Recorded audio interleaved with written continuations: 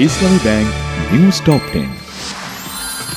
কাশ্মীরের নিয়ন্ত্রণ রেখায় পাক ভারত গোলাগুলি, দিল্লিতে সর্বদলীয় বৈঠক, অভিযোগ প্রমাণের চ্যালেঞ্জ ইসলামাবাদে। পোপের অন্ত্যেষ্টিক্রিয়ায় যোগ দিতে ভ্যাটিকান সিটি গেছেন প্রধান উপদেষ্টা ডক্টর মোহাম্মদ ইউনুস। যে সরকার বোতলে পানি বেচে সেই সরকার জনগণকেও বেচতে পারে, মন্তব্য কবি ও চিন্তক ফরহাদ মজহারের। জনতা পার্টি বাংলাদেশ নামে নতুন রাজনৈতিক দলের আত্মপ্রকাশ, চেয়ারম্যান ইলিয়াস কাঞ্চন, মহাসচিব শওকত মাহমুদ। বর্তমান নির্বাচন কমিশনকে তাদের সদিচ্ছা এবং সক্ষমতা প্রমাণ দেওয়ার আহ্বান জানিয়েছেন জামাত ইসলামীর আমির ডাক্তার শফিকুর রহমান।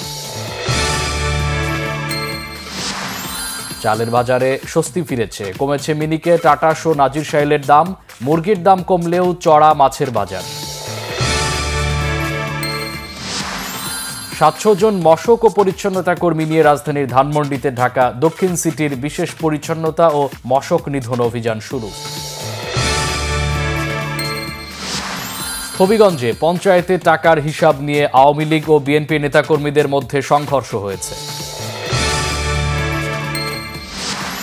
ইউক্রেনের রাজধানীতে প্রাণঘাতী হামলার ঘটনায় এবার রাশিয়ার উপর বিরক্তি প্রকাশ করেছেন মার্কিন প্রেসিডেন্ট ডোনাল্ড ট্রাম্প।